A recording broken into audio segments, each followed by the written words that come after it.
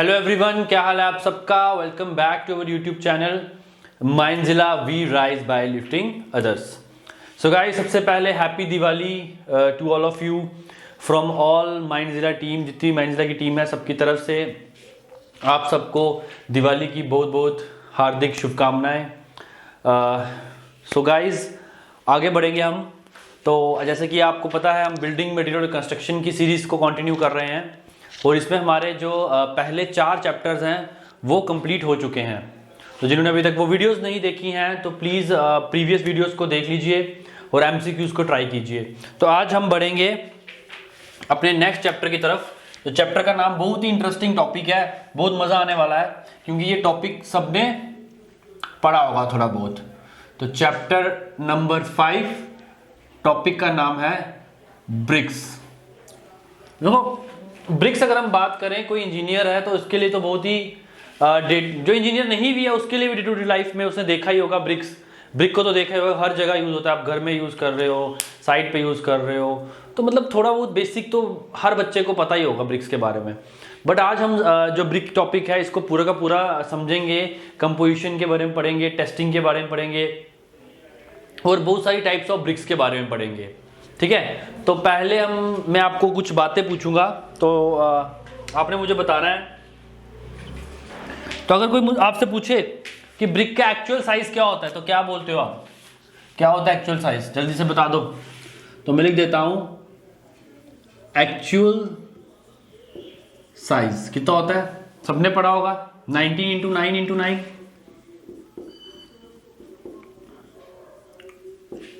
यही होता है। अब अगर मुझे कोई पूछे स्टैंडर्ड साइज या फिर क्या पूछे, नॉमिनल साइज विद मोटार, पूछ ले नॉमिनल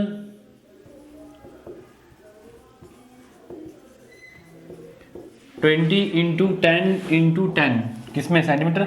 अब ये 10 जो बड़ा है, ये 0.1, अगर 1 जो बड़ा है ये क्या बड़ा है? विद मोटार की बात कर रहा है। जब इसमें मोटार ऐड हो जाएगा तो ब्रिक ऑफ साइज क्या हो जाएगा? अलग हो जाएगा।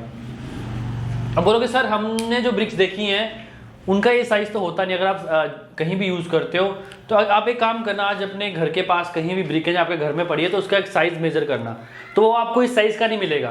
क्योंकि जो ट्रेडिशनल साइज है या कन्वेंशनल साइज है, तो मैं लिखता हूँ ट्रेडिशनल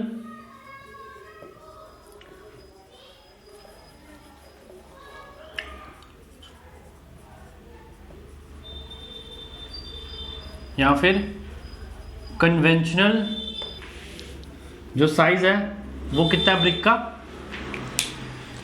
वो मेरे पास आ जाता है 22.5 इंटू 11.5 इंटू 7.6 सेंटीमीटर। ये मेरे पास क्या जाएगा?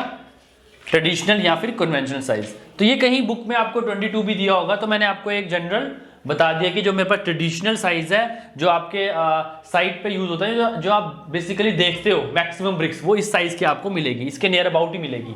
ठीक है, तो ये मैंने आपको साइज बता दिया। अब अगर मैं आपसे पूछूं कि भाई एक ईंट का, एक ब्रिक का कितना वेट होता है, तो जल्दी से बता दो। तो मैं ये भी लिख देता हूं, weight of brick, weight of 1 brick कितना होता है? 3 से 3.5 किलो। ठीक है, कितना होता है? 3 से 3.5 किलो। अब वो एक चीज और पूछ सकता है आपको, ये बेसिक चीजें हैं, सिर्फ बेसिक चीजें बता रहा हूं, इंट्रोडक्शन कर रहे हैं। ठीक है, आगे पढ़ेंगे डीप में। अब वो पूछ सकते हैं specific gravity, specific gravity 1.5 to 2 होती है स्पेसिफिक ग्रेविटी।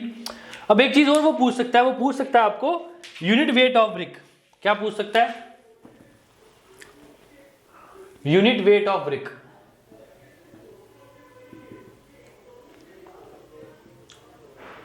कितना होता है? जल्दी से बता दो बच्चों, कितना होता है? 1800 to 920 kg पर मीटर क्यूब। कितना होता है? 1800 to 920 kg पर मीटर क्यूब। ये क्या होता है? हमारे पास यूनिट वेट ऑफ ब्रिक होता है। तो अभी मैं ब्रिक का एक डायग्राम बनाऊंगा, इस तरह से होता है। ये आपने देखा होगा, ये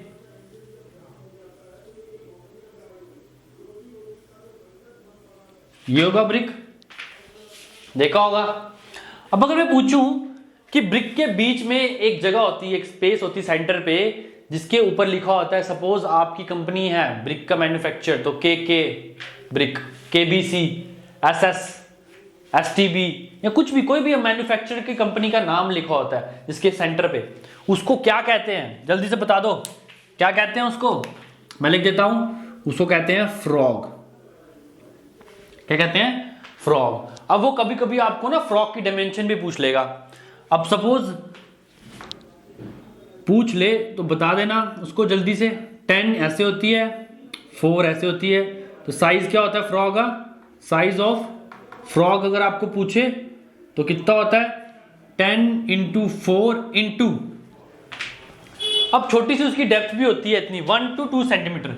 तो मैं लिख देता हूं 1 to 2 सेंटीमीटर उसकी क्या होती है? डेप्थ होती है। ये फ्रॉग 10 ऐसे होगा, 4 ऐसे होगा, और जो डेप्थ होगी इसकी कितनी होगी? 1 सेंटीमीटर या 1 से 2 सेंटीमीटर के करीब ही इसकी डेप्थ होती है। अब एक तो इसका साइज आ गया, दूसरा वो पूछ सकता है आपको, या आप मुझे बताइए कि जो फ्रॉग है, बेसिकली हम फ्रॉग क्यों प्रोवाइड कर रहे हैं ब्रिक में? हम सीधे बना लेते। अब आप बोलोगे सर कंपनी का नाम लिखने के लिए, तो कंपनी का नाम नहीं लिखते, साइड पे लिख देते, सेंटर पे ही क्यों किया? क्यों ऐसे बनाया गया फ्रॉग? तो इसके बारे में बताऊंगा। देखो, जो ये फ्रॉग का जो मेन फंक्शन है, जो फ्रॉग का मेन फंक्शन है वो क्या? बॉन्डिंग बनाना। किसके बीच में? मोटार और ब्रिक के बीच में बॉन्डिंग को बनाए रखना। उसके लिए हम क्या बनाते हैं? फ्रॉग बनाते हैं। और दूसरा काम क्या है? Manufacturer name. तो मैं लिख देता हूं, लेता हूं फ्रॉग, ले देता हूं frog helps in binding between brick and mortar. Brick और मोटार के बीच में बाइंडिंग का काम के लिए क्या हेल्प करती है? फ्रॉग हेल्प करता है। साथ में दूसरा इसका क्या होता है? Manufacturer name. मैन्युफैक्चर का नेम लिखने में भी क्या हेल्प करता है हमारे पास? फ्रॉग हेल्प करता है। ठीक है, तो गाइज ये आ गई ब्रिक की थोड़ी बहुत इंट्रोडक्शन मैंने आपको दी। अब हम नेक्स्ट टॉपिक की तरफ बढ़ेंगे। नेक्स्ट टॉपिक अपने पास क्या आ जाएगा? Composition of BRICS. अब हम पढ़ेंगे कि भाई ब्रिक्स किस किस इंग्रेडिएंट से मिलके बनती है। जैसे हमने सीमेंट का पढ़ा था, आप सबने पता होगा सीमेंट। जल्दी से बता दो, सीमेंट किस किस से मिलके बनता है? क्या था? एल से लाइम, बताया था ना मैंने। लाइम क्या क्या था? मैंने बताया था आपको, सारा बताया था मैंने कि जो सीमेंट है उसकी कितने कंपोजिशंस होते हैं? लाइम होता है, सिलिका होता है, क्या क्या होता है उसमें? आयरन ऑक्साइड होता है, सल्फर होता है, और क्या होता है? मैग्नीशियम होता है, कैल्शियम का वो होता है, जिप्सम होता है, कैल्शियम कार्बोनेट होता है। तो ये सब क्या होते हैं उसके? किसके इंग्रेडिएंट थे? ये थे सीमेंट के। किसके? सीमेंट के। अब हम पढ़ेंगे किसके? अब हम पढ़ेंगे ब्रिक के। तो मैं लिख देता हूं composition of brick. Next topic मेरे पास क्या आ जाएगा? Composition of brick. ब्रिक की क्या क्या कंपोजिशन है हम वो पढ़ेंगे। ठीक है, देखो ब्रिक की कंपोजिशन की आज मैं थोड़ा गला खराब है, तो ब्रिक की कंपोजिशन की कौन कौन सी ट्रिक बताता हूं। पहला अल्फाबेट में लिखते जाऊंगा, SALIM।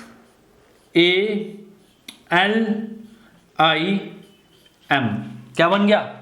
क्या बन गया? SAILM क्या बन गया? सलीम। तो याद रखना, जब ब्रिक की कंपोजिशन पूछे तो सीक्वेंस यही है, परसेंटेज की सीक्वेंस भी यही है। ठीक है, क्या है? सलीम याद रखना। अब मैं बताऊंगा आगे, आप बताओ ना खुद मुझे। एस से क्या होगा? Silica, alumina, lime, iron oxide, magnesium. ये क्या हो गई? ब्रिक की मेरे पास कंपोजिशन आ गई। ठीक है, अब इसकी क्या करेंगे हम? परसेंटेज, किसकी कितनी परसेंटेज है। फिर हम क्या करेंगे? किसका क्या रोल है, रोल भी पढ़ेंगे ना कि कौन सा क्या रोल कर रहा है। फिर अगर हम इसको एक्सेस में डाल देंगे तो क्या हो जाएगा, ये भी पढ़ेंगे। ठीक है, अब अगर हम सिलिका की बात करें तो कितनी परसेंट होती है? 50 to 60%। सिलिका कितना होता है? 50 to 60%। अब पहला क्वेश्चन यही पूछ लेता है, विच of the following has the maximum percentage, या सबसे ज्यादा कंटेंट किसका होता है? ब्रिक में? ऑप्शन दे देगा सिलिका, लाइम, मैग्नीशिया, एल्यूमिना। तो आपको आंसर क्या करना है? सिलिका। ठीक है। अब वो पूछेगा कि सिलिका का रोल क्या है भाई, सिलिका किस लिए हमारे लिए हेल्प करता है। तो अगर हम रोल की बात करें तो सिलिका का रोल क्या है? तो सबसे पहला है कि ये क्या करता है, ब्रिक की शेप को रिटेन करके रखता है। सबसे बड़ा रोल इसका यही है कि अगर मैंने शेप ऐसी है तो इसकी शेप को रिटेन करके रखेगा। दूसरा क्या करता है, ये प्रिवेंट करता है, कहीं ब्रिक में क्रैकिंग तो नहीं हो रही है, कहीं श्रिंकेज तो नहीं हो रही है। तो ये सब चीजें क्या करता है, ये प्रिवेंट करता है। तो हम लिख देते हैं, पहला क्या लिख देंगे हम, रिटेनिंग शेप, रिटेनिंग शेप। दूसरा क्या लिखेंगे, प्रिवेंट क्रैकिंग एंड श्रिंकेज। हमने क्या लिखा कि वो क्रैकिंग को भी प्रिवेंट कर रहा है और श्रिंकेज को भी प्रिवेंट कर रहा है। और एक चीज और, एंड रैपिंग। रैपिंग मतलब आउट ऑफ शेप हो जाता है, जब वो क्या होता है, आउट ऑफ शेप हो जाता है, उसको भी क्या करता है, सिलिका क्या करता है, रिटेन मतलब प्रिवेंट करता है, बचाता है, उसको आउट ऑफ शेप होने नहीं देता। एक टाइप का क्या मतलब होगा, मतलब शेप को रिटेन करके रख रहा है। अब अगर मैंने क्या किया कि सिलिका की परसेंटेज को बढ़ा दिया, 50 to 60 डाली, उससे बढ़ा दी, 70 ले ली, 65 ले ली, 80 ले ली, तो क्या होगा, अगर मैं इसकी शेप को क्या कर दूंगा, बढ़ा दूंगा, सॉरी परसेंटेज को बढ़ा दूंगा, तो सबसे पहले क्या होगा, जो कोहेजन है उसके बीच का जो बॉन्ड है, जो शेप को रिटेन करके रख रहा था, वो ब्रेक हो जाएगा। तो हम लिख देता हूं,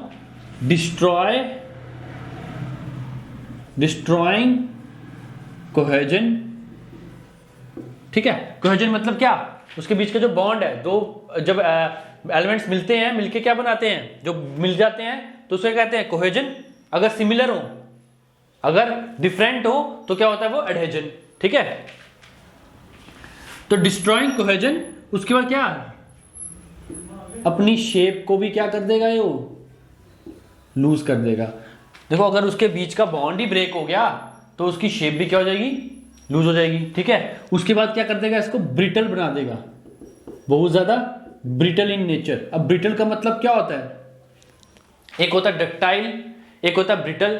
ब्रिटल मतलब मैं अगर ब्रिक को ऐसे रखूंगा वो एकदम से ब्रेक हो जाएगी, कोई फेलियर नहीं देगी, एकदम से ब्रिटल मतलब टूट जाएगी ऐसे कड़क एकदम से। जैसे ग्लास क्या होता है, ब्रिटल होता है। वैसे स्टील की बात करें, स्टील क्या होता है, ऐसे लॉन्गेट, आराम से खींचते हैं। अगर हम उसका टेस्ट करते हैं तो वो थोड़ी देर बाद क्या करता है, फेल होता है। अगर ब्रेक भी होगा तो क्या होगा, थोड़ा सा एलोंगेट होगा, तो मतलब डक्टाइल होगा। तो ये क्या बना देगा, इसको ब्रिक को ब्रिटल बना देगा। अब बात करते हैं हम एल्यूमिना की। अगर एल्यूमिना की बात करें तो इसकी परसेंटेज अपने पास 20 to 30%। और इसके बारे में एक चीज आपको बता दूं, ये मेन इंग्रेडिएंट है। अब ये जो क्वेश्चन है पेपर में आता है और बच्चे गलत कर देते हैं। वो क्वेश्चन पूछता है विच of the following is a main ingredient in the composition of brick. Main ingredient कौन सा है, तो बच्चे सोचते हैं कि सिलिका की परसेंटेज ज्यादा है तो वो सिलिका को टिक करके आ जाते हैं, पर उनका आंसर हो जाता है गलत। अब जो एल्यूमिना है इसकी परसेंटेज बेशक कम है, लेकिन ये सबसे मेन इंग्रेडिएंट है। क्यों मेन इंग्रेडिएंट है, क्योंकि ये क्या करता है, प्लास्टिसिटी बना के रखता है, इजीली मोल्डिंग करता है। तो मतलब क्या करता है, लिख देते हैं इसको, ये करता है प्लास्टिसिटी प्रोवाइड करता है। अब प्लास्टिसिटी प्रोवाइड कर रहा है तो मतलब मैं अगर मुझे ब्रिक को शेप में लाना है तो उसके लिए क्या देता है, इजी मोल्डिंग देता है, मतलब एक शेप देता है इजी। ठीक है, अब क्या हुआ, बोला भाई मेन इंग्रेडिएंट है, प्लास्टिसिटी प्रोवाइड कर रहा है, इजी मोल्डिंग दे रहा है, हम क्या करेंगे, इसकी शेप को बढ़ा देंगे, सॉरी इसकी परसेंटेज को बढ़ा देंगे। अब परसेंटेज बढ़ा देंगे ना तो क्या हो जाएगा, आउट ऑफ शेप हो जाएगा, वॉपिंग हो जाएगी। क्या हो जाएगी, वॉपिंग हो जाएगी, या फिर क्या हो जाएगा, श्रिंकेज बन जाएगी, श्रिंकेज बढ़ जाएगी, श्रिंक हो जाएगा, वो श्रिंक हो जाएगा ना, फिर क्या हो जाएगा, हार्ड हो जाएगा साथ में। अब ये सब हो रहा है, वॉपिंग हो रहा है, श्रिंकेज भी हो रही है, हार्ड हो रहा है, किसके कारण, एल्यूमिना के कारण। किसके कारण, एल्यूमिना के कारण। याद रखना ये क्या हो रहा है, एल्यूमिना के कारण क्या हो रहा है, वॉपिंग हो रही है, श्रिंकेज हो रहा है, और बहुत ज्यादा क्या हो रहा है, हार्ड हो रहा है। अब क्वेश्चन आया है पेपर में, उसने पूछा विच ऑफ द फॉलोइंग, अगर हम एक्सेस में डालें which of the following ingredient if added in excess causes weeping shrinkage, excess में डाल देंगे तो याद रखना वो आंसर क्या आएगा, एल्यूमिना। आज मैं आपको अलग तरीके से पढ़ाऊंगा। देखो कल मैंने कैसे पढ़ाया, वीडियो में पहले लिखा था, फिर बढ़ा था। आज जो इंपॉर्टेंट चीजें मैं आपको एक्सप्लेन करके बताऊंगा और ऑब्जेक्टिव कहां से बनता है वो भी बताऊंगा, ठीक है। तो नेक्स्ट आता है अपने पास लाइन। देखो लाइन के बारे में बताओ, इसको कभी भी 5% से ज्यादा नहीं डालना है। लाइन को क्या करना है, कभी भी 5% से ज्यादा नहीं डालना है। क्यों नहीं डालना है, क्योंकि लाइन अगर 5% से ज्यादा डाल देंगे तो ये बताऊंगा क्यों, बताऊंगा एक्सेस वाले केस में बताऊंगा, ठीक है। अभी अगर लाइन का रोल क्या है, मेन रोल है इसका, ये करता है रिमूव श्रिंकेज। क्या करता है, श्रिंकेज को रिमूव करता है। अब अगर मैंने बताया 5% से बढ़ा दिया, 5% से बढ़ा दिया तो इसकी शेप क्या हो जाएगी, लूज हो जाएगी, loses is shape.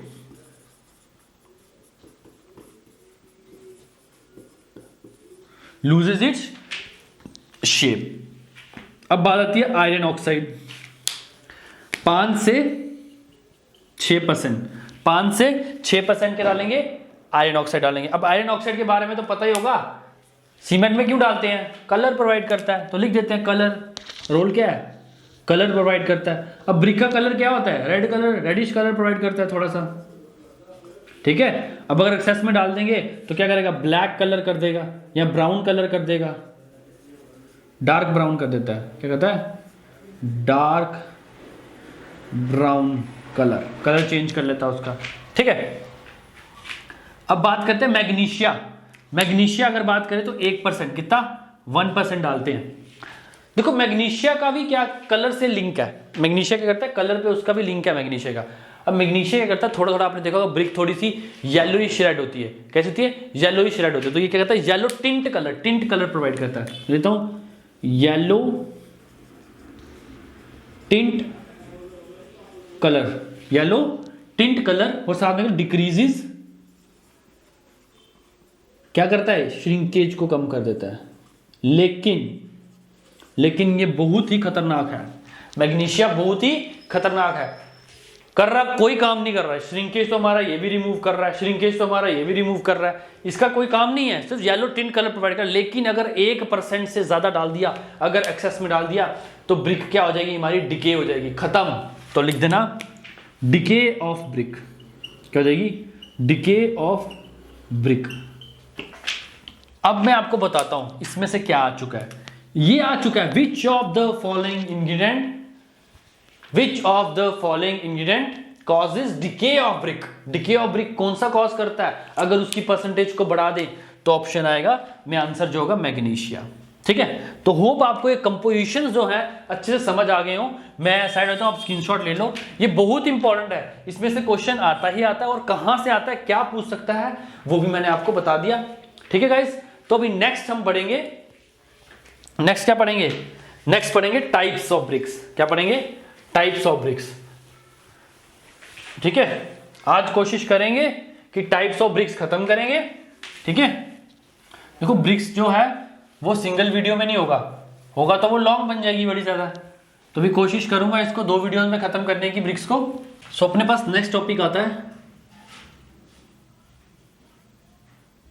Types of brick.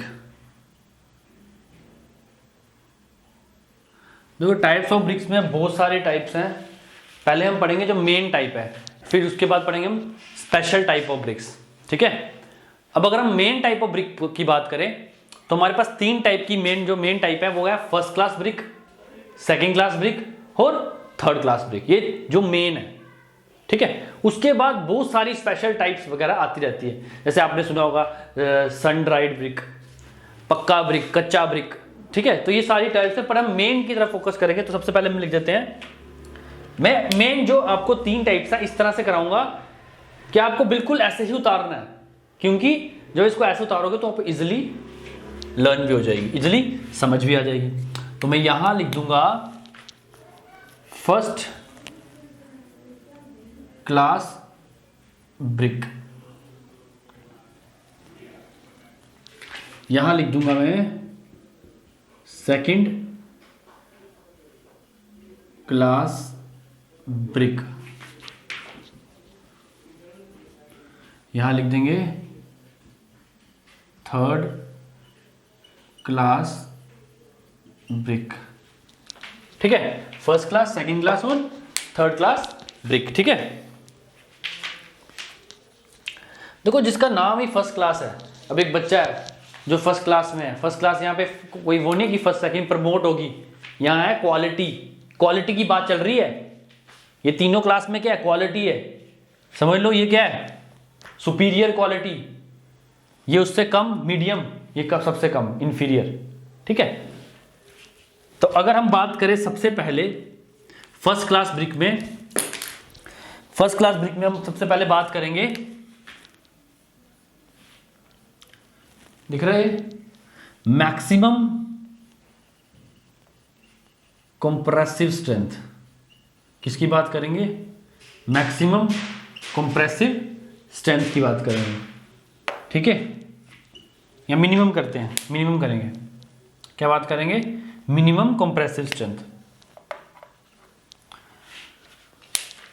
अगर फर्स्ट क्लास ब्रिक की बात करें तो मिनिमम कंप्रेसिव स्ट्रेंथ होती है 10.5 न्यूटन पर एमएम स्क्वायर। इसकी कंप्रेसिव स्ट्रेंथ अगर इतनी होगी तो ही वो क्या आएगी, फर्स्ट क्लास में आएगी। अब करते हैं सेकंड क्लास की, सेकंड क्लास की बात करेंगे तो 7.5 न्यूटन पर एमएम स्क्वायर। अगर कोई ब्रिक है, कंप्रेसिव स्ट्रेंथ क्या होती है जल्दी से बता दो, क्योंकि मैंने आपको बड़े सारे टेस्ट करवा चुका हूं और उसमें बहुत सारी जगह पे हमने क्या किया है, कंप्रेसिव स्ट्रेंथ टेस्ट निकाल ली है। तो ब्रिक की कंप्रेसिव स्ट्रेंथ कैसे निकालते हैं वो तो टेस्ट में पढ़ेंगे, पर कंप्रेसिव स्ट्रेंथ से हम क्या पता लगता है कि ब्रिक मेरा कितना लोड ले सकती है, load upon area compressive strength मैंने बताया हुआ आपको। तो 10.5 न्यूटन पर एमएम स्क्वायर की कंप्रेसिव स्ट्रेंथ होगी, दैट इससे ऊपर होगी तो that should be count in first class brick. अगर इससे कम होगी तो क्या आएगी, सेकंड क्लास ब्रिक। और कहां तक, 7.5 न्यूटन पर एमएम स्क्वायर तक, ठीक है। थर्ड क्लास ब्रिक में मेरे पास आता है 3.5 न्यूटन पर एमएम स्क्वायर। क्या आता है, 3.5 न्यूटन पर एमएम स्क्वायर क्या आता है मेरे पास, थर्ड क्लास ब्रिक। ये हो गया मेरे पास मिनिमम कंप्रेसिव स्ट्रेंथ। अब बात करेंगे हम वाटर अब्जॉर्प्शन। देखो मैं आपको जो करवा रहा हूं, ठीक है, जो मैं आपको करवा रहा हूं, ये क्या करवा रहा हूं, ये इन तीनों की क्वालिटीज बता रहा हूं। मैं टेबल के अकॉर्डिंग क्यों करवा रहा हूं, मैं चाहता तो मैं इसको पहले करवा रहा था फर्स्ट क्लास को, फिर सेकंड क्लास को कराता, फिर थर्ड क्लास को कराता। मैं इस पैटर्न में इसलिए करवा रहा हूं क्योंकि आपको भी इजी हो जाएगा समझने में भी, ठीक है। तो अब अगर हम बात करें सेकंड की तो क्या आएगा, मैक्सिमम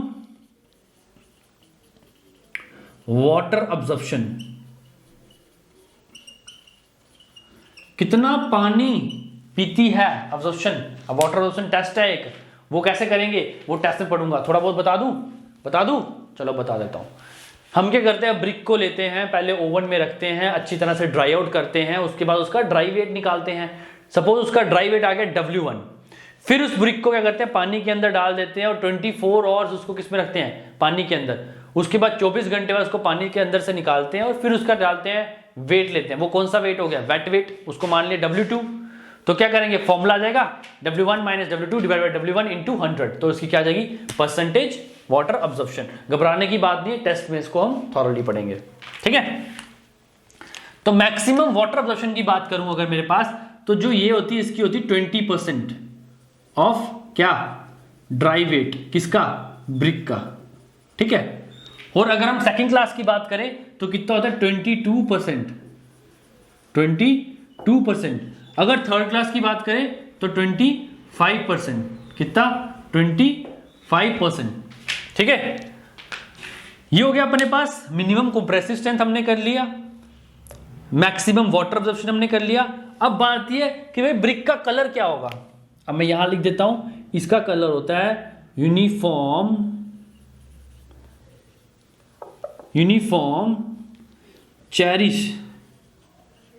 चेरी कलर। क्या होता है, uniform cherish red colour. First class brick का कलर क्या होता है, यूनिफॉर्म चेरिश रेड कलर। और अब सेकंड क्लास का भी क्या रहेगा, सेम रहेगा, चेरिश रेड कलर। लेकिन थर्ड क्लास का कलर क्या हो जाएगा, येलो हो जाएगा, थोड़ा बहुत येलो शेप हो जाएगी, येलोइश कलर दिखाना शुरू कर देगा थोड़ा बहुत। तो ये येलोइश कलर ब्रिक्स होती है ना, वो समझ लेना कौन सी होती है, थर्ड क्लास। अब ये जो आपको जो मैं बता रहा हूं ना, कुछ ऐसी चीजें भी होंगी ना कि जो बिना टेस्टिंग के साइड पे देख के बता दोगे। अगर आपके घर में ब्रिक होगी, आप उसको ऐसे देखोगे तो आपको पता लग जाएगा थोड़ा बहुत कि अंदाजा हो जाएगा कि मेरी ब्रिक कौन सी है, ये फर्स्ट क्लास है, सेकंड क्लास है या थर्ड क्लास है, ठीक है। तो ये आ गया मेरे पास 3 पॉइंट मैंने आपको करवा दिए। फोर्थ पॉइंट, जो फर्स्ट क्लास ब्रिक होती है उसको कहां बर्न करते हैं? Burning in kiln. ठीक है, इसको क्या करते हैं? इसको बर्निंग इन क्लैंप। अब ये क्लैंप नाम सुना है आपने? नहीं सुना, कोई बात नहीं, मैं बताऊंगा, घबराना नहीं है। Burning in clamp. ठीक है, अब क्या होता है ना, कीलन तो आप सबको पता है, भट्ठा जैसे, जिसमें क्या होता है, बहुत ज्यादा टेम्परेचर होता है, और टेम्परेचर को हम कंट्रोल भी कर सकते हैं। अगर मुझे टेम्परेचर बढ़ाना है या मुझे घटाना है तो मैं वो कीलन में कर सकता हूं, बट क्लैंप में ऐसा नहीं होता। क्लैंप में क्या होता है, एक डायग्राम में पूरा समझाऊंगा मैन्युफैक्चरिंग ऑफ ब्रिक में, पर थोड़ा बहुत अंदाजा आपको बता देता हूं। इसमें करते हैं हम खुद से एक बार लगा देते हैं टेम्परेचर को, बट उसका हमारा कोई कंट्रोल नहीं होता। ठीक है, तो क्लैंप में अगर बर्निंग होगी तो सपोज अगर मुझे ब्रिक को कम बर्न करना होगा तो वो क्या हो जाएगी, ओवर बर्न हो जाएगी ना, तो मेरी ब्रिक खराब हो जाएगी। तो इसीलिए थोड़ा बहुत जो क्वालिटी में डिफेक्टेड होगा तो वो हमने किस में डाल दी, सेकंड क्लास में और थर्ड क्लास में डाल दिया, क्योंकि हम जो किलन में डाल रहे हैं वो फर्स्ट क्लास ब्रिक है, उसको जितना टेम्परेचर चाहिए उतना ही दूंगा मैं, उससे ना कम दूंगा ना मैं उससे ज्यादा दूंगा। ठीक है, तो ये अपने पास आ गया बर्निंग इन किलन। उसके बाद अगला पॉइंट आता है, जो फर्स्ट क्लास ब्रिक है वो टेबल मोल्डेड है। क्या है? टेबल मोल्डेड, मैं बताऊंगा क्या मतलब है। और जो सेकंड क्लास है वो क्या है, वो भी टेबल मोल्डेड है। लेकिन थर्ड क्लास क्या है, ग्राउंड मोल्डेड। अब इसका मतलब बताता हूं मैं आपको। अब सपोज आपने देखा होगा ब्रिक को क्या करते हैं, एक मोल्ड होता है, एक सांचा होता है ब्रिक का, उसके अंदर क्या डालते हैं, क्ले को, जो भी उसका सॉइल वगैरह होती है, जो पूरी मैन्युफैक्चरिंग होती है उसके जो बनता है, जो मेरे पास आएगा तैयार होकर, उसको उसमें डाला जाता है, डाला था ना, फिर डाल के उसको कहते हैं भट्ठे पे लगाते हैं और उसको गर्म कर देते हैं, किलन में या फिर क्लैंप में, जहां भी लगाते हैं।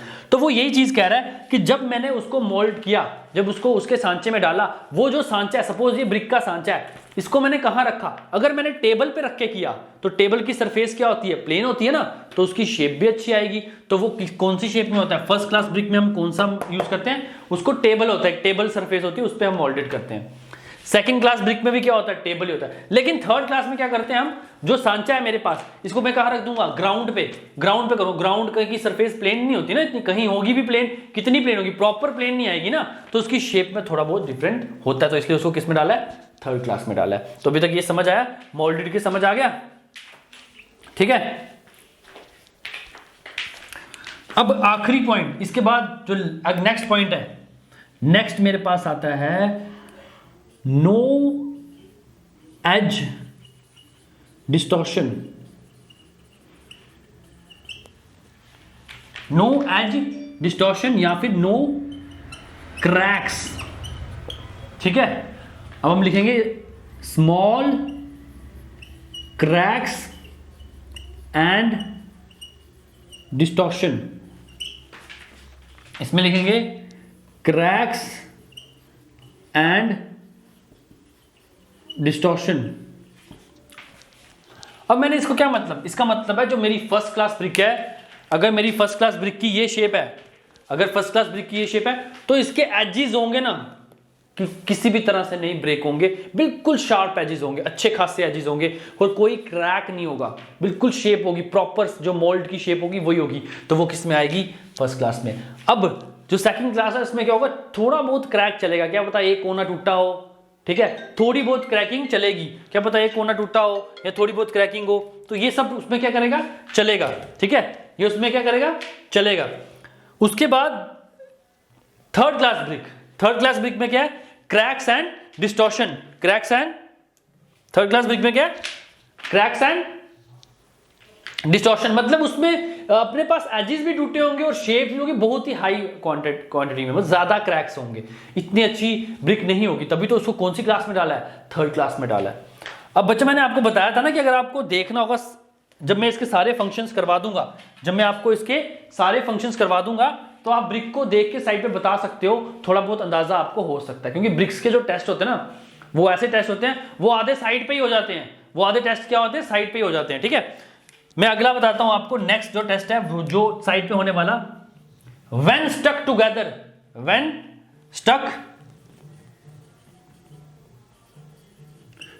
Stuck to bricks, metallics metallic rings like sound, metallic ring like sound आएगी उसमें। इसमें भी क्या आएगी? मेटालिक रिंग जैसी साउंड आएगी, अच्छी। लेकिन थर्ड क्लास में क्या आएगी? डल साउंड। क्या आएगी? डल साउंड आएगी। क्या आएगी? डल साउंड आएगी।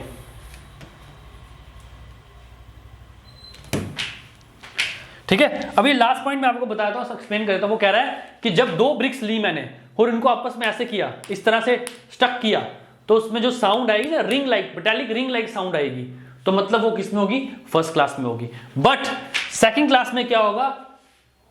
उसमें भी क्या आएगा? मेटालिक रिंग आएगी साउंड। लेकिन थर्ड क्लास में क्या होगा? जब मैं इसको स्टक करूंगा, दो ब्रिक्स को आपस में स्टक करूंगा, तो क्या होगा? डल साउंड आएगी, मेटालिक रिंग साउंड नहीं आएगी। तो ये सारे इसके थे फर्स्ट क्लास की प्रॉपर्टीज, सेकंड क्लास की प्रॉपर्टीज, थर्ड क्लास की प्रॉपर्टीज। अब आप में इसकी कंपैरिजन करके इसको देख सकते हो। ठीक है, अब इनके यूजेस भी लिखा देता हूं मैं, ऊपर लिखाऊंगा यूजेस। ठीक है, अगर बात करें हम फर्स्ट क्लास ब्रिक की, तो फर्स्ट क्लास ब्रिक को हम कहां यूज करेंगे? इतनी अच्छी ब्रिक है, कितनी प्यारी ब्रिक है, तो कहां यूज करेंगे? फेस वॉल पे। कहां पे? फेस वॉल पे। यहां पे सामने की दीवार होगी, या फिर क्या होगा? यहां पे पॉइंटिंग वर्क होगा। ठीक है, सेकंड क्लास ब्रिक को हम कहां यूज करेंगे? यहां पे पार्टीशन वॉल होगी, मतलब अंदर की वॉलों में हम यूज कर सकते हैं, क्योंकि पार्टीशन वॉल क्या होती है? इतना लोड नहीं लेती है, नहीं लेती है ना, नॉन लोड बेरिंग वॉल्स होती हैं। तो हम इसको कहां यूज कर सकते हैं? पार्टीशन वॉल में यूज कर सकते हैं। लेकिन थर्ड क्लास ब्रिक को हम कहां यूज करेंगे? थर्ड क्लास ब्रिक को हम यूज करते हैं फाउंडेशन वर्क, नीचे जमीन में, जो जमीन में वर्क होगा वहां पे हम क्या यूज कर सकते हैं? Third class work brick use कर सकते हैं। ठीक है गाइस, तो ये मेरे पास जो मेन टाइप्स थी वो मैं आपको करा चुका हूं। अब नेक्स्ट बढ़ेंगे, थोड़ी बहुत टाइप जो है वो भी कर लेंगे, आगे हम बढ़ेंगे। तो नेक्स्ट टाइप आपके पास आती है ओवरबर्न्ड ब्रिक। अब आपने सुना होगा कि ब्रिक को क्या किया? ओवरबर्न्ड होगी। अब जब मैं आपको बताऊंगा कि ओवरबर्न्ड ब्रिक की क्वालिटी, तो आप बोलोगे सर यही यूज कर लेते हैं, क्योंकि बच्चों को क्या चाहिए होती है? बच्चे सोचते हैं कि जो जितनी ज्यादा स्ट्रेंथ मिले उतना अच्छा है ना, लेकिन ऐसा नहीं है, ऐसा नहीं है। लेकिन सो नेक्स्ट ब्रिक मेरे पास आती है ओवरबर्न्ड ब्रिक। ओवरबर्न्ड ब्रिक, ठीक है। ये तो टाइप्स ऑफ ब्रिक्स में मैं टाइप्स करा रहा हूं, तो अभी नॉर्मल टाइप्स ऑफ ब्रिक्स हैं, ठीक है। अभी जो स्पेशल टाइप्स ऑफ ब्रिक्स हैं वो हम पढ़ेंगे। अगर मैं ओवरबर्न्ड ब्रिक की बात करूं तो इसके नाम से ही पता लग रहा है कि सबसे पहला पॉइंट तो इसमें आएगा कि इसमें क्या होता है? Excessive burning. क्या होता है? एक्सेसिव बर्निंग, बहुत ही ज्यादा बर्न की जाती है, ठीक है। और सेकेंडली इसकी जो स्ट्रेंथ है, इसकी जो स्ट्रेंथ है वो कितनी होती है? 40 न्यूटन पर एमएम स्क्वायर। कितनी होती है? 40 न्यूटन पर एमएम स्क्वायर इसकी क्या होती है? स्ट्रेंथ होती है। क्या? कंप्रेसिव स्ट्रेंथ, मतलब इतनी ज्यादा स्ट्रेंथ है, ठीक है। अब इसका वाटर एब्जॉर्प्शन देखोगे, वाटर एब्जॉर्प्शन कितना होता है? 5%। अब बच्चे बोलेंगे सर इतनी अच्छी ब्रिक है तो हम इसी को यूज कर लेते हैं, लेकिन ये क्या होती है? Brittle in nature. क्या होती है? ब्रिटल इन नेचर, ठीक है। और साथ ही साथ अगर ब्रिटल इन नेचर है तो क्या होगा? जल्दी टूट जाएगी। यही होता ना, ब्रिटल इन नेचर है तो क्या हो जाएगा? जल्दी टूट जाएगी। अब बर्निंग भी इतनी ज्यादा हो रही है तो दैट मीन्स इसकी शेप क्या होती है? हाईली डिस्टॉर्टेड इन शेप, मतलब बहुत ही इर्रेगुलर शेप होती है, टेढ़ी मेढ़ी, ठीक है। Highly distorted in shape. अब यूज कहां होती है? वही फाउंडेशन वर्क्स में यूज करेंगे इसको। कहां यूज करेंगे? फेस वॉल में तो यूज नहीं करेंगे ना, ग्राउंड के नीचे यूज करेंगे, जहां पे हमें कहा हो strength is the motive but not the looks, not the appearance, ठीक है। अपीयरेंस होना नहीं चाहिए। फेस वॉल में कहां यूज करेंगे? पार्टीशन में भी यूज नहीं करेंगे, क्योंकि अंदर की वॉल्स तो दिखेंगी ना। तो इसको कहां यूज करेंगे हम? फाउंडेशन वर्क्स में इसको यूज करेंगे, ठीक है।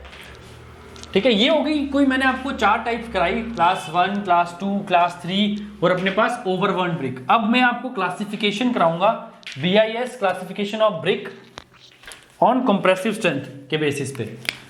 तो लिख देते हैं BIS classification of BRICS on compressive strength compressive strength के बेसिस पे जो इसकी क्लासिफिकेशंस होती हैं हम उसको पढ़ेंगे, ठीक है। अगर बात करें क्लास की, यहां पे मैं क्या लिखूंगा, क्लास लिखूंगा, यहां पे क्या लिखूंगा, कंप्रेसिव स्ट्रेंथ। अब जो क्लास होगी वही कंप्रेसिव स्ट्रेंथ होगी, याद रखना। ये टेबल इसलिए करा रहा हूं क्योंकि कई बार वो पूछ लेता है आपसे और बच्चों को पता ही नहीं होता, आंसर बहुत ईजी है इसका, पर बच्चे सोचते हैं क्या होगा, क्या पूछ लिया। तो याद रखना क्लास 35 से स्टार्ट होता है और खत्म होता है 3.5, क्योंकि सबसे हाई क्लास की कितनी है मेरे पास, 35, 30, 25, 20, 17.5, 15, 12.5, 10, 7.5, 5, 3.5। ये क्या है, क्लास का नाम है। ये क्या है, क्लास का। क्वेश्चन कैसे आता है मैं बताता हूं आपको। वो कहता है what is the compressive strength of class 20। Class 20 की कंप्रेसिव स्ट्रेंथ क्या है, ब्रिक की क्लास 20 की कंप्रेसिव स्ट्रेंथ क्या है। तो याद रखना जो ये इनकी क्लास का है वही इसकी कंप्रेसिव स्ट्रेंथ है, जो इनकी क्लास है वही इनकी क्या है, कंप्रेसिव स्ट्रेंथ है।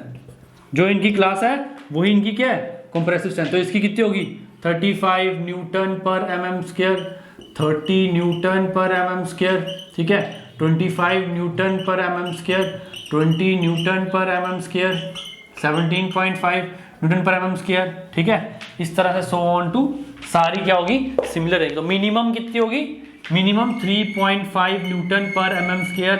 ये क्वेश्चन आया हुआ है, मिनिमम कितनी होगी, 3.5 न्यूटन पर mm स्क्वायर। ये कौन सी होगी, BIS क्लासिफिकेशन होगी इसकी on the basis of compressive strength, ठीक है। अब एक करेंगे हम BIS classification of brick on the basis of physical properties. Physical properties के अकॉर्डिंग क्या करेंगे हम, फिजिकल प्रॉपर्टीज के अकॉर्डिंग। तो यहां लिख देते हैं हम क्लास,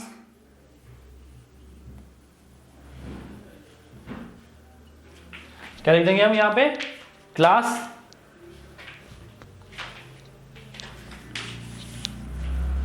ठीक है, क्लास के बाद क्या रहेगा, water absorption,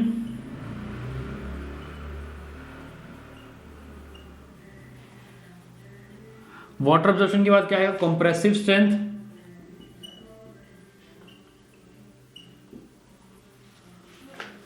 tolerance in dimension, कितनी टॉलरेंस है, ठीक है। पहले मैं क्लास लिखूंगा, H से स्टार्ट होगा, L पे खत्म होगा, H1, H2, F1, F2, M1, M2, L1, L2, ठीक है। कितने हो गए, H, F, M, L, ठीक है।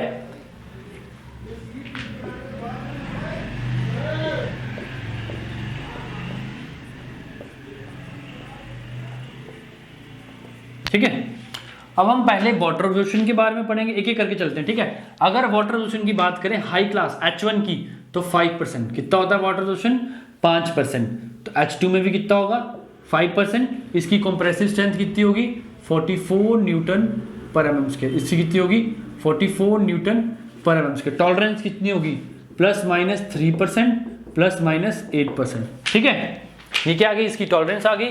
F1 की बात करें तो 12% आ जाएगा, यहाँ पे 12% वाटर आ जाएगा।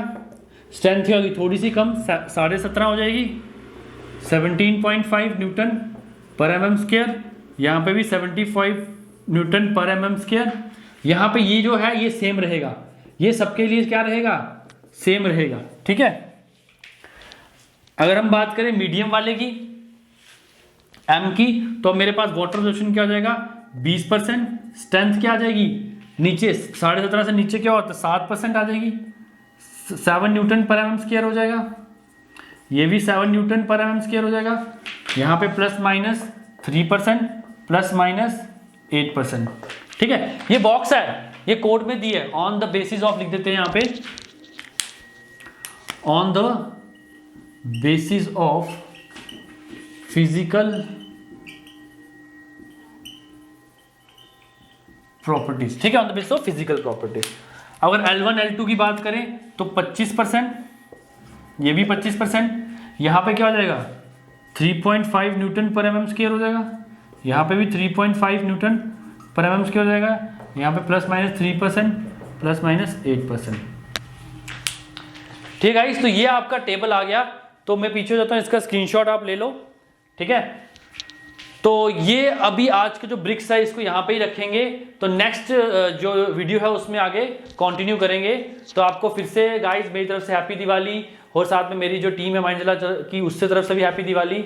तो गाइस स्टे ट्यून्स, और वीडियो क्या करना, लाइक कीजिए, शेयर कीजिए, चैनल को सब्सक्राइब कीजिए। जिन्होंने अभी तक हमारी प्ले स्टोर पे जो ऐप है उसको डाउनलोड नहीं किया तो प्ले स्टोर पे जो ऐप है उसको डाउनलोड कीजिए। उसमें आपको बहुत सारे कंटेंट, जितनी वीडियोस हैं सब कुछ एक फ्री मिल जाएगा आपको। अभी तक हमने कोई भी पेड नहीं स्टार्ट किया, सिर्फ SSC JEE की जो टेस्ट सीरीज है वो पेड है, वो आप वहाँ पे जाके ले सकते हैं और अपने क्वेश्चन प्रैक्टिस वहाँ से कर सकते हैं। Thank you guys and have a nice day.